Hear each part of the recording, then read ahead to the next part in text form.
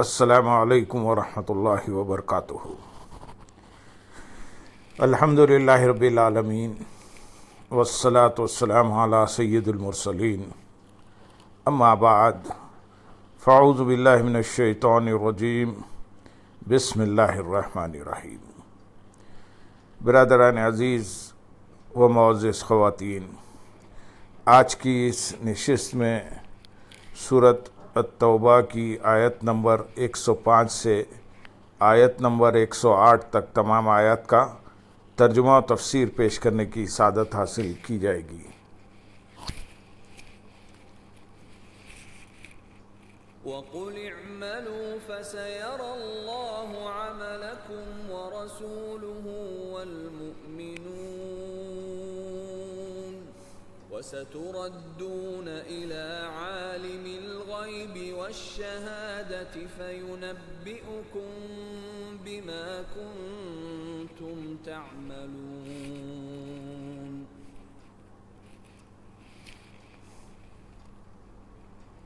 وَآخَرُونَ مُرْجَوْنَ لِأَمْرِ اللَّهِ إِمَّا يُعَذِّبُهُمْ وَإِمَّا يَتُوبُ عَلَيْهِمْ وَاللَّهُ عَلِيمٌ حَكِيمٌ۔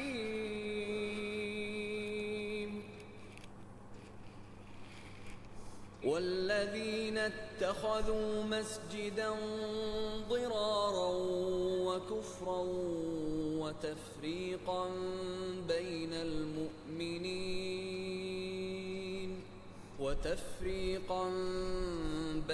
الْمُؤْمِنِينَ وَإِرْصَادًا لِمَنْ حَارَبَ اللَّهَ وَرَسُولَهُ مِنْ قَبْلُ وَلَيَحْلِفُنَّ إِنْ أَرَدْنَا إِلَّا الْحُسْنَى اللَّهُ يَشْهَدُ إِنَّهُمْ لَكَاذِبُونَ۔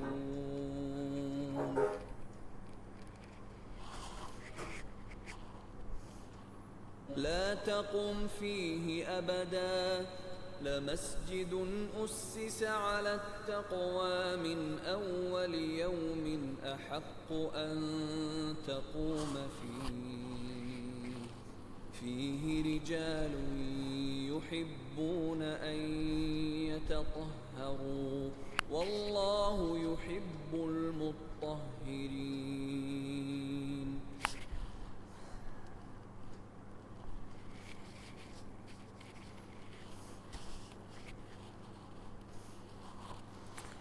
اور تم فرماؤ، تم عمل کرو، اب اللہ اور اس کے رسول اور مسلمان تمہارے کام دیکھیں گے، اور جلد ہی تم اس کی طرف لوٹائے جاؤ گے جو ہر غیب اور ظاہر کو جاننے والا ہے، پھر وہ تمہیں تمہارے اعمال بتائے گا۔ اور تم فرماؤ، تم عمل کرو۔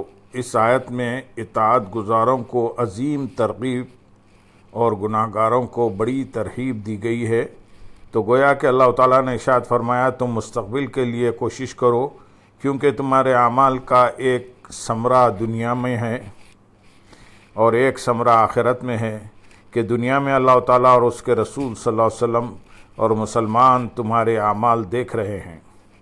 اگر تم اللہ تعالیٰ اور اس کے حبیب صلی اللہ علیہ وسلم کی اطاعت کرو گے تو دنیا میں تمہاری بڑی تعریف ہوگی اور دنیا و آخرت میں تمہیں عظیم اجر ملے گا، اور اگر تم اللہ تعالیٰ اور اس کے حبیب صلی اللہ علیہ وسلم کی نافرمانی کرو گے تو دنیا میں تمہاری مذمت ہوگی اور آخرت میں تمہیں شدید عذاب ہوگا، اور جلد ہی تم لوٹائے جاؤ گے، یعنی عنقریب تم قیامت کے دن اس کی طرف لوٹائے جاؤ گے جو تمہاری خلوت اور جلوت کو جانتا ہے، تمہارے ظاہر و باطن میں سے کوئی چیز اس سے پوشیدہ نہیں۔ تم دنیا میں جو اچھے برے جو اعمال کرتے تھے وہ تمہیں بتا دے گا اور تمہیں تمہارے اعمال کی جزا دے گا۔ آیت نمبر 106 میں ارشاد ہے، اور اللہ کے حکم کی وجہ سے کچھ دوسروں کو مؤخر کر دیا گیا ہے، یا تو اللہ انہیں عذاب دے گا اور یا ان کی توبہ قبول فرما لے گا، اور اللہ علم والا حکمت والا ہے۔ اور اللہ کے حکم کی وجہ سے کچھ دوسروں کو موخر کر دیا گیا ہے، یعنی غزوہ تبوک سے رہ جانے والے کچھ لوگ وہ ہیں جنہیں موقوف رکھا گیا ہے یہاں تک کہ ان کے بارے میں اللہ تعالیٰ کا حکم ظاہر ہو جائے۔ اگر وہ اپنے جرم پر قائم رہے اور توبہ نہ کی تو اللہ تعالیٰ انہیں عذاب دے گا، اور اگر انہوں نے توبہ کر لی تو اللہ تعالیٰ ان کی توبہ قبول فرما لے گا۔ غزوہ تبوک سے رہ جانے والے صحابہ اکرام رضی اللہ تعالیٰ عنہ کی تعداد 10 تھی۔ ان میں سے 7 صحابہ اکرام رضی اللہ تعالیٰ عنہ نے ندامت و شرمندگی کی وجہ سے خود کو مسجد کے ستونوں سے بندھوا لیا تھا۔ سرکار دو عالم صلی اللہ علیہ وسلم کی بارگاہ میں ان 7 صحابہ اکرام رضی اللہ تعالیٰ عنہ کے اعتراف جرم اور توبہ کی قبولیت کا ذکر آیات میں ہوا، جبکہ بقیہ 3 صحابہ اکرام رضی اللہ تعالیٰ عنہ نے چونکہ ان کی طرح ستونوں سے بند کر اپنی توبہ اور ندامت کا اظہار نہ کیا تھا، اس لیے ان کی توبہ کی قبولیت کو مؤخر کر دیا گیا۔ اس آیت میں انہیں 3 صحابہ اکرام رضی اللہ تعالیٰ عنہ کا ذکر ہے۔ اس آیت میں انہی 3 صحابہ اکرام رضی اللہ تعالیٰ عنہ کا ذکر ہے، ان کی توبہ کی قبولیت کا ذکر اسی صورت کی آیت نمبر 118 میں ہے۔ آیت نمبر 107 میں ارشاد ہے، اور کچھ منافق وہ ہیں جنہوں نے نقصان پہنچانے کے لیے اور کفر کے سبب اور مسلمانوں میں تفرقہ ڈالنے کے لیے اور اس شخص کے انتظار کے لیے مسجد بنائی جو پہلے سے اللہ اور اس کے رسول کا مخالف ہے، اور وہ ضرور قسمیں کھائیں گے کہ ہم نے تو صرف بھلائی کا ارادہ کیا تھا، اور اللہ گواہ ہے کہ وہ بے شک جھوٹے ہیں۔ اور وہ جنہوں نے نقصان پہنچانے کے لیے مسجد بنائی۔ اس آیت کا شان نزول یہ ہے، یہ آیت منافقین کی ایک جماعت کے بارے میں نازل ہوئی جنہوں نے مسجد قباء کو نقصان پہنچانے اور اس کی جماعت میں تفریق ڈالنے کے لیے اس کے قریب ایک مسجد بنائی۔ اس کے قریب ایک مسجد بنائی تھی۔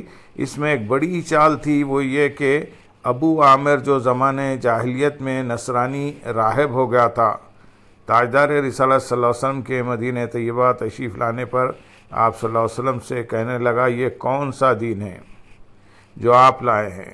حضور پرنور صلی اللہ علیہ وسلم نے فرمایا، میں ملت حنفیہ دین ابراہیم لایا ہوں۔ ابو عامر کہنے لگا، میں اسی دین پر ہوں۔ حضور اکرم صلی اللہ علیہ وسلم نے فرمایا، نہیں۔ اس نے کہا کہ آپ نے اس میں کچھ اور ملا دیا ہے۔ حضور اقدس صلی اللہ علیہ وسلم نے فرمایا، نہیں، میں خالص صاف ملت لایا ہوں۔ پھر ابو عامر نے کہا، ہم میں سے جو جھوٹا ہو اللہ تعالیٰ اس کو حالت سفر میں تنہا اور بے کس کر کے ہلاک کرے۔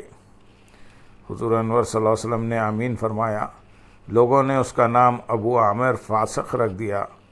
جنگ احد کے دن ابو عامر فاسق نے نبی کریم صلی اللہ علیہ وسلم سے کہا کہ جہاں کہیں کوئی قوم آپ سے جنگ کرنے والی ملے گی، میں اس کے ساتھ ہو کر آپ سے جنگ کروں گا۔ چنانچہ جنگ حنین تک اس کا یہی معمول رہا، اور وہ نبی اکرم صلی اللہ علیہ وسلم کے ساتھ مصروف جنگ رہا۔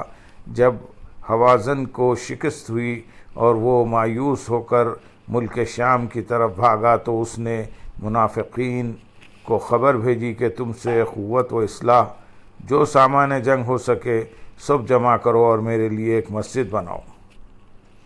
میں شاہ روم کے پاس جاتا ہوں، وہاں سے رومی لشکر لے کر آؤں گا اور سید عالم محمد مصطفیٰ صلی اللہ علیہ وسلم اور ان کے اصحاب رضی اللہ تعالیٰ عنہ کو نکالوں گا۔ یہ خبر پا کر ان لوگوں نے مسجد زرار بنائی تھی اور رسول اکرم صلی اللہ علیہ وسلم سے عرض کیا تھا، یہ مسجد ہم نے آسانی کے لیے بنا دی ہے کہ جو لوگ بوڑھے، ضعیف، کمزور ہیں وہ اس میں بفراغت نماز پڑھ لیا کریں۔ آپ اس میں ایک نماز پڑھ دیجئے اور برکت کی دعا فرما دیجئے۔ رسول کریم صلی اللہ علیہ وسلم نے فرمایا کہ اب تو میں سفر تبوک کے لیے جا رہا ہوں، واپسی پر اللہ عز و جل کی مرضی ہوگی تو وہاں نماز پڑھ لوں گا۔ جب نبی اکرم صلی اللہ علیہ وسلم غزوہ تبوک سے واپس ہو کر مدینہ شریف کے قریب ایک علاقے میں ٹھہرے تو منافقین نے آپ سے درخواست کی کہ ان کی مسجد میں تشریف لے چلیں۔ اس پر یہ آیت کریمہ نازل ہوئی اور ان کے فاسد ارادوں کا اظہار فرمایا گیا۔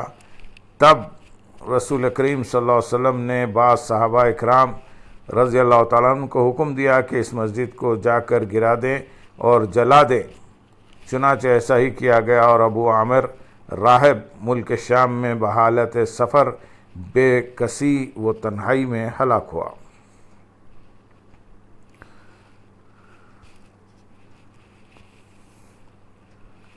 اس سے معلوم ہوا کہ مسجد کے نام پر بھی مسلمانوں کو نقصان پہنچایا جا سکتا اور اللہ تعالیٰ اور رسول صلی اللہ علیہ وسلم سے دشمنی کی جا سکتی ہے، لہٰذا ایسی مسجدوں سے بھی دور رہا جائے جہاں اللہ تعالیٰ کے رسول صلی اللہ علیہ وسلم کے نقص نکالنے کی کوشش کی جاتی ہے اور جہاں مسلمانوں کو باطل تعلیم دے کر لڑایا جاتا ہے۔ آج بھی جو مسجد دین میں فساد اور مسلمانوں میں تفریق ڈالنے کے لیے بنائی جائے وہ مسجد ضرار ہے۔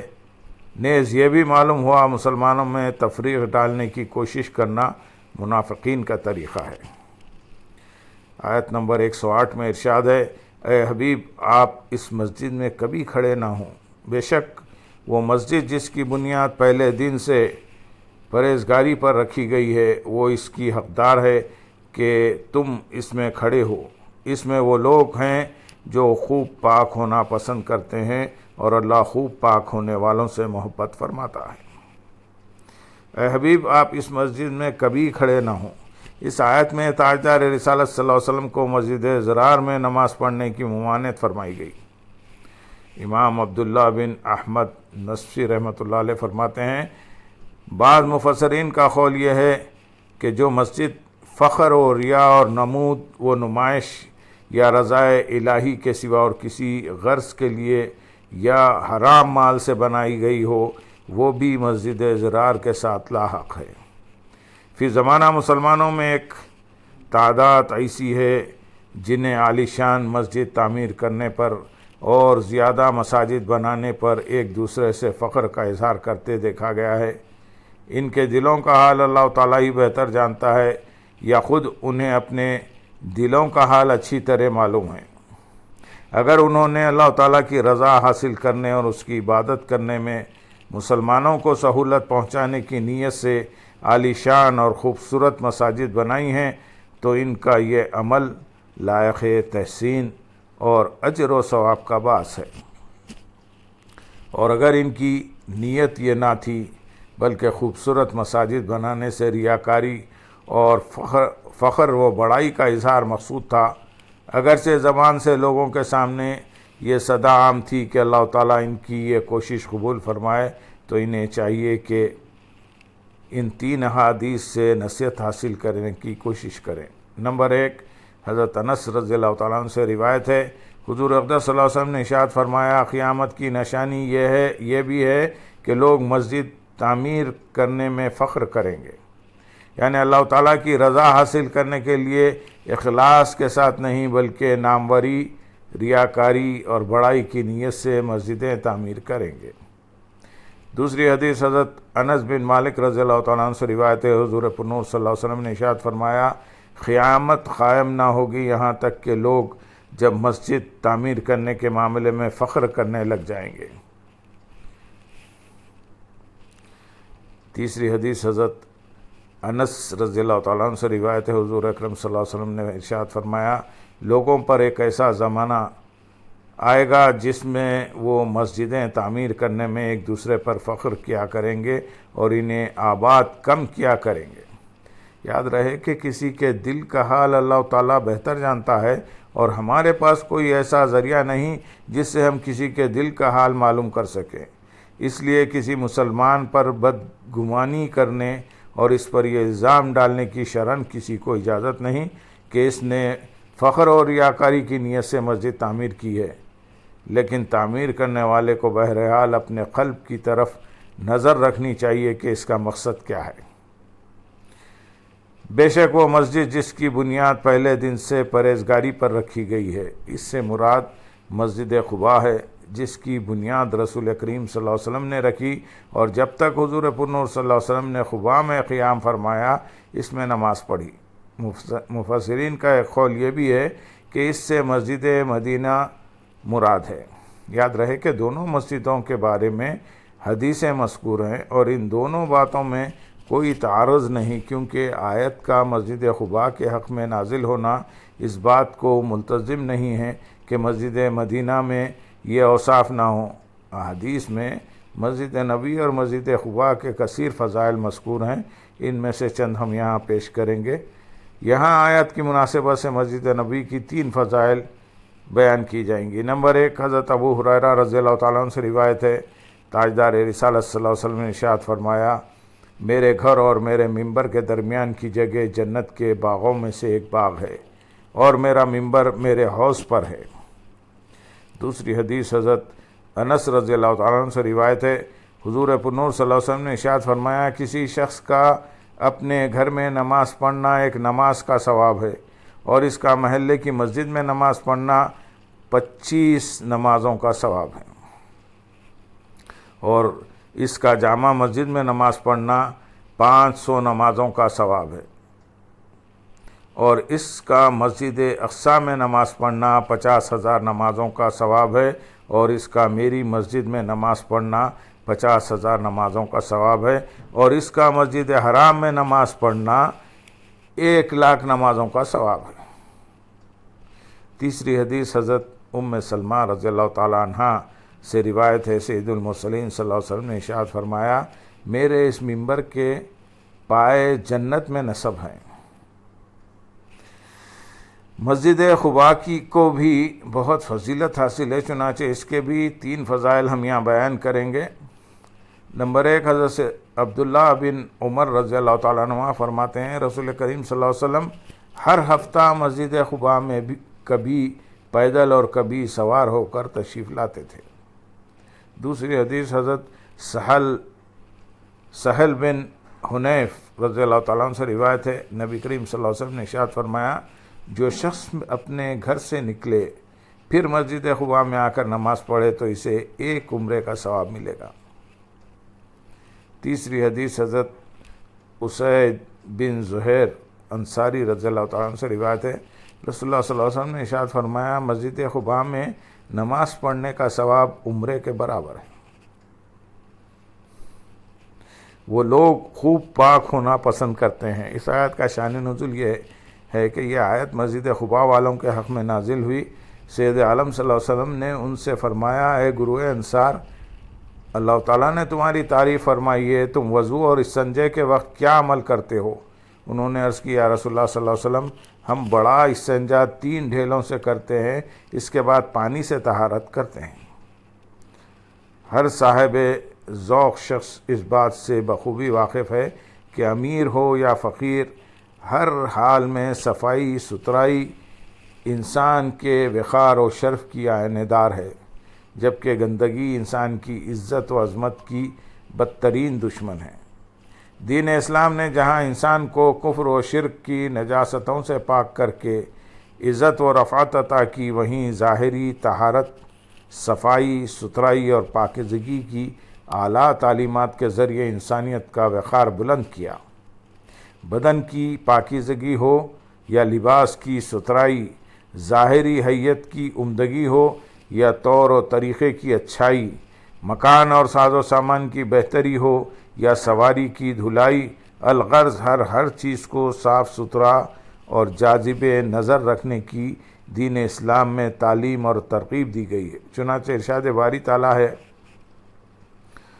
سورۃ البقرہ آیت نمبر 222 میں، بے شک اللہ بہت توبہ کرنے والوں سے محبت فرماتا ہے اور خوب صاف ستھرے رہنے والوں کو پسند فرماتا ہے۔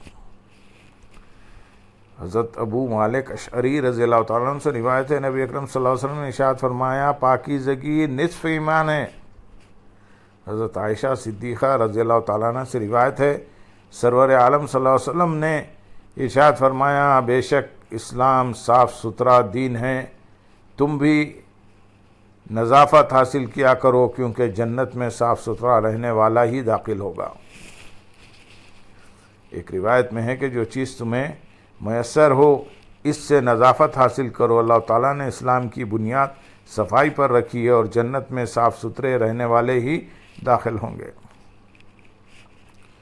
حضرت سہل بن حنظلہ رضی اللہ تعالیٰ عنہ سے روایت ہے، نبی اکرم صلی اللہ علیہ وسلم نے ارشاد فرمایا، جو لباس تم پہنتے ہو اسے صاف ستھرا رکھو اور اپنی سواریوں کی دیکھ بھال کیا کرو، اور تمہاری ظاہری حیت ایسی صاف ستھری ہو کہ جب لوگوں میں جاؤ تو وہ تمہاری عزت کرے۔ حضرت علامہ عبد الرؤف مناوی رحمۃ اللہ علیہ فرماتے ہیں، اس حدیث میں اس بات کی طرف اشارہ ہے کہ ہر وہ چیز جس سے انسان نفرت و حقارت محسوس کرے اس سے بچا جائے، خصوصاً حکام اور علماء کو ان چیزوں سے بچنا چاہیے۔ حضرت جابر رضی اللہ تعالیٰ عنہ سے روایت ہے، فرماتے ہیں کہ رسول اللہ صلی اللہ علیہ وسلم ہمارے یہاں تشریف لائے، ایک شخص کو پراگندہ سر دیکھا جس کے بال بکھرے ہوئے ہیں، فرمایا کیا اس کو ایسی چیز نہیں ملتی جس سے بالوں کو اکٹھا کر لے؟ اور دوسرے شخص کو میلے کپڑے پہنے ہوئے دیکھا تو فرمایا کیا اسے ایسی چیز نہیں ملتی جس سے کپڑے دھو لے؟ حضرت عطا بن یسار رضی اللہ تعالیٰ عنہ فرماتے ہیں کہ رسول اکرم صلی اللہ علیہ وسلم مسجد میں تشریف فرما تھے، ایک شخص آیا جس کے سر اور داڑھی کے بال بکھرے ہوئے تھے۔ حضور اقدس صلی اللہ علیہ وسلم نے اس کی طرف اشارہ کیا، گویا بالوں کے درست کرنے کا حکم دیتے ہیں۔ وہ شخص درست کر کے واپس آیا تو نبی اکرم صلی اللہ علیہ وسلم نے ارشاد فرمایا، کیا یہ اس سے بہتر نہیں ہے کہ کوئی شخص بالوں کو اس طرح بکھیر کر آتا ہے گویا وہ شیطان ہے؟ حضرت سعید بن مسیب رضی اللہ تعالیٰ عنہ فرماتے ہیں کہ اللہ تعالیٰ طیب ہے، طیب یعنی خوشبو کو دوست رکھتا ہے، ستھرا ہے، ستھرائی کو دوست رکھتا ہے، کریم ہے، کرم کو دوست رکھتا ہے، جواد ہے، جواد و سخاوت کو دوست رکھتا ہے، لہٰذا اپنے صحن کو ستھرا رکھو، یہودیوں کے ساتھ مشابہت نہ کرو۔ اسلام میں صفائی کی اہمیت کے حوالے سے سر دست یہ چند روایتیں ذکر کی ہیں۔ اللہ تعالیٰ عمل کی توفیق عطا فرما۔ اللہم صلی علی سیدنا محمد وعلی آلہ سیدنا محمد وبارک وسلم، وآخر دعوانا ان الحمد للہ رب العالمین۔